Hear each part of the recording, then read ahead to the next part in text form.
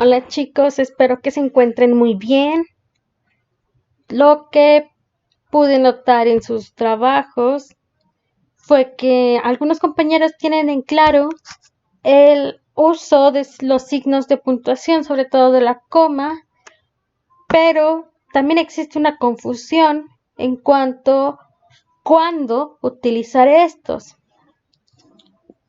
No hay que perdernos, se emplean de diferente forma y dependiendo la situación, pero no es difícil, se puede hacer, chicos. ¿Sí? Entonces, lo que voy a hacer va a ser explicarles el uso de la coma, que es lo más utilizado, el punto y coma, y los dos puntos. ¿Sí? Cada uno de estos se emplea de forma diferente. Algunos signos de puntuación son para la entonación, otros para la pausa, indican una pausa, y otros son signos auxiliares, ¿sí? Bueno, hay que tomar en cuenta que los signos de puntuación facilitan que el texto se transmita de forma correcta y no que se confunda lo que nosotros queremos decir. No es lo mismo decir ayer mi perro comió a un niño a ayer mi perro comió un niño, o el perro de mi vecino ladra todas las noches a mi vecino tiene un perro que ladra todas las noches, ¿sí? Porque en la primera oración se está confundiendo. ¿A quién nos referimos realmente? ¿Al vecino o al perro? Sí, y ya en la segunda queda mucho más claro de que el vecino es el que tiene un perro que ladra demasiado.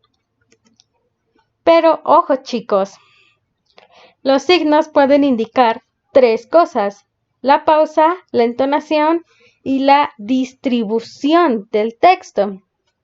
¿Sí? Aquí aclaro que el punto señala una pausa mayor, la coma señala una pausa menor que el punto y coma, y el punto y coma junto con la coma son los signos de puntuación más utilizados y con los que más error se comete. ¿Sí? Los signos para indicar pausas son la coma, el punto, los puntos suspensivos, los dos puntos y el punto y coma. Le siguen los signos de interrogación y los signos de exclamación, que se refieren sobre todo a exclamación. No es lo mismo utilizar estos así, por ejemplo, no es lo mismo preguntar sin hacer una entonación o simplemente indicando una pausa. Sí, también están los signos auxiliares, que son los paréntesis, los corchetes, las comillas dobles, que sobre todo existen dos: las latinas y las españolas. Las españolas se utilizan por lo regular para traducciones. Sí, también están las comillas sencillas, que estas se utilizan cuando dentro de las comillas dobles latinas para señalar o marcar algo, que también forma importante, que también forma parte de las comillas latinas, pero no con la misma relevancia o para simplemente distinguirlas. ¿Sí? La coma es el signo que provoca muchos errores y que se malinterpretan mensajes, ¿sí? Pero tienen tres funciones importantes. El primero, que es para separar los términos de enumeración o de una serie numérica. Por ejemplo, la casa era vieja y olía a madera, a humedad y a moho. amó. Los muebles carcomidos por el tiempo aún mostraban los perfectos acabados de la era victoriana. Al centro de la habitación, una mesa y 3 sillones alrededor, los cuales mostraban un color rojo deslavado, incitando a la mirada a situarse en la tela, desgarrada de cada uno de ellos. ¿Sí? ¿Dónde se encuentra esta enumeración? Cuando digo una mesa y 3 sillones alrededor. El otro uso que tiene es para separar oraciones o frases. ¿Sí? Por ejemplo, María corría en el parque mientras Juan se columpiaba. Y mi mamá preparaba los sándwiches. Mi oración principal sería: María corría en el parque mientras Juan se columpiaba. Tenemos un conector, una conjunción que es la I. Y mi mamá preparaba los sándwiches. Es otra oración, ya no principal, pero sí una oración.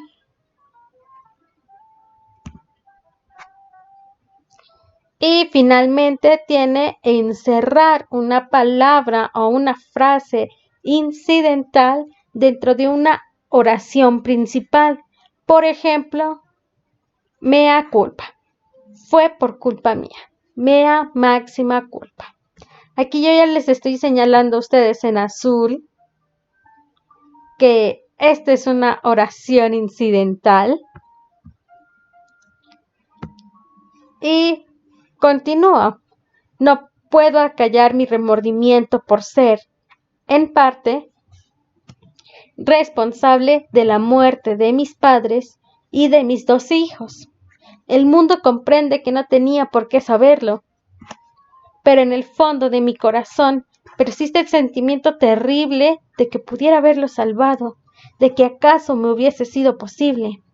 Son 3 oraciones, 3 frases incidentales dentro de las oraciones principales. ¿Sí, chicos?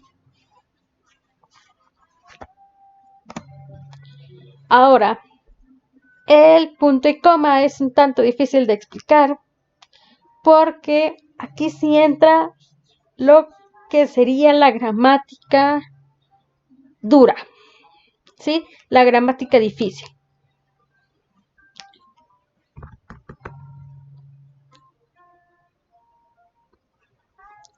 Y bueno, esta también tiene varias divisiones. La primera que sería para separar una cláusula larga que ya contiene una o más comas, como en el ejemplo.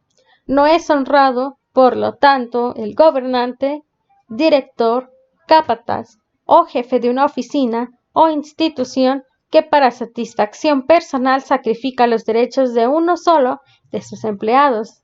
Como tampoco es honrado el empleado que no sirve con integridad a su jefe. La oración principal sería: no es honrado, por lo tanto, el gobernante, director, capataz o jefe de una oficina o institución que para satisfacción personal sacrifica los derechos de uno solo de sus empleados. Aquí estamos utilizando 4 comas para separar los nombres. El gobernante, director, capataz o jefe. Y tenemos una conjunción. Sí, hay que recordar que las conjunciones nos ayudan a conectar ideas. Y en este caso es por lo tanto. Las conexiones siempre van separadas por comas. Y al haber tantas comas, se utiliza un punto y coma para diferenciarlas de la idea siguiente, que en este caso sería: como tampoco es honrado el empleado que no sirve con integridad a su jefe.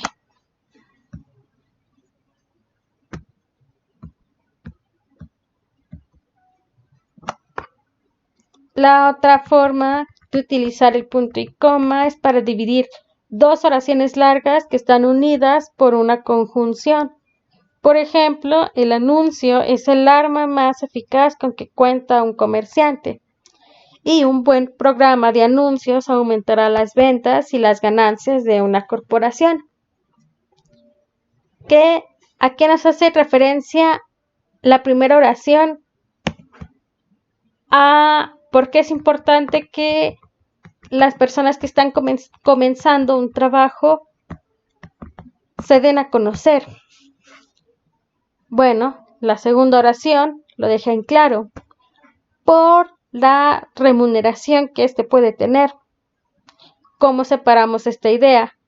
Tenemos el conector o la conjunción y la segunda parte de la oración.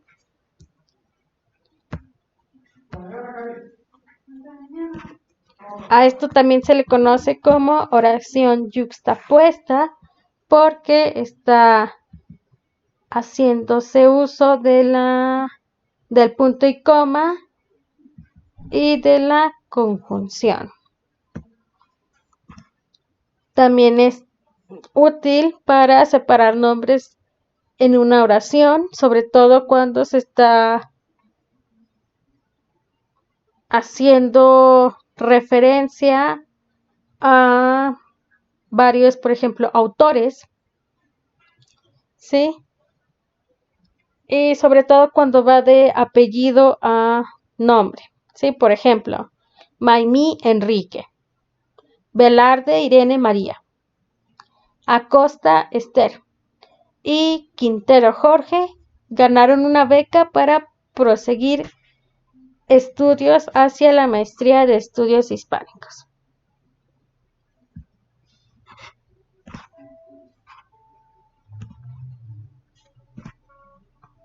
Y bueno, también está el uso del punto, que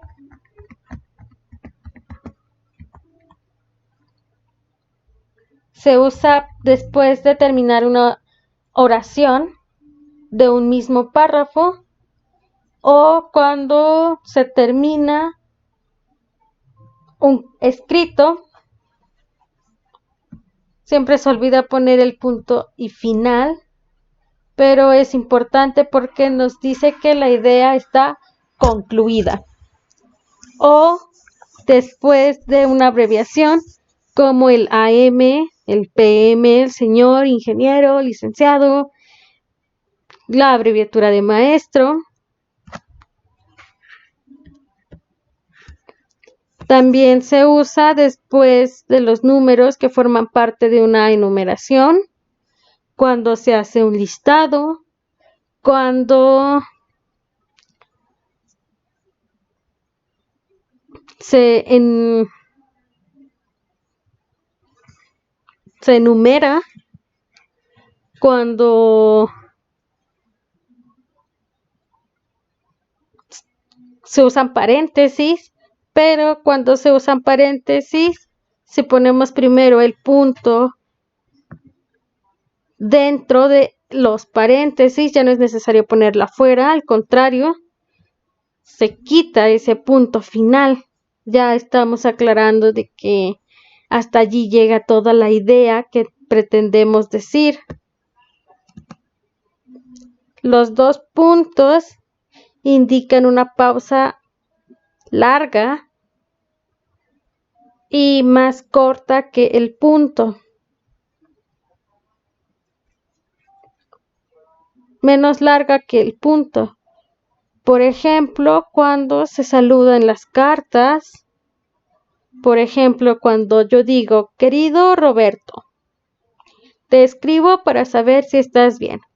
He recibido noticias de un familiar cercano y me asegura que tu estado de salud no es el mejor, pero te niegas a ir al doctor.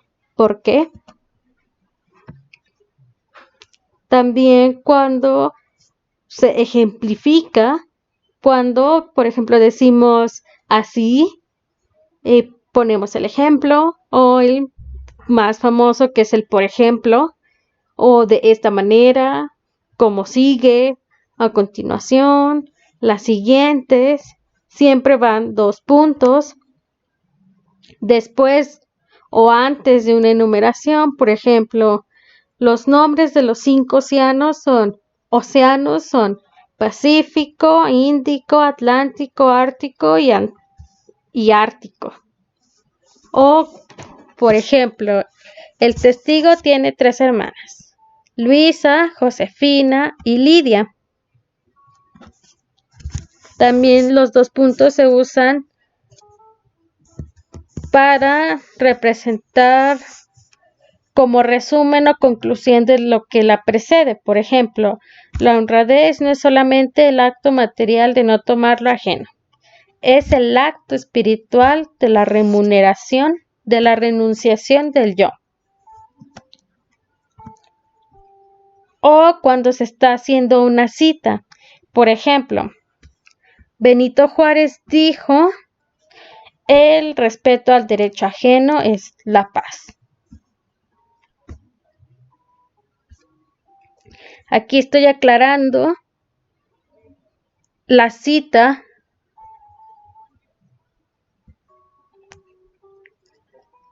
de lo que yo estoy diciendo. No es lo mismo quitar las comillas en este caso, porque entonces se está pretendiendo decir que no se está dando el derecho de autor, ¿sí? A esto me refiero con cita, chicos. Así quiero que lo pongan en su ensayo. Lo que ustedes dicen y la cita. Lo que ustedes no están diciendo, pero que complementa la información.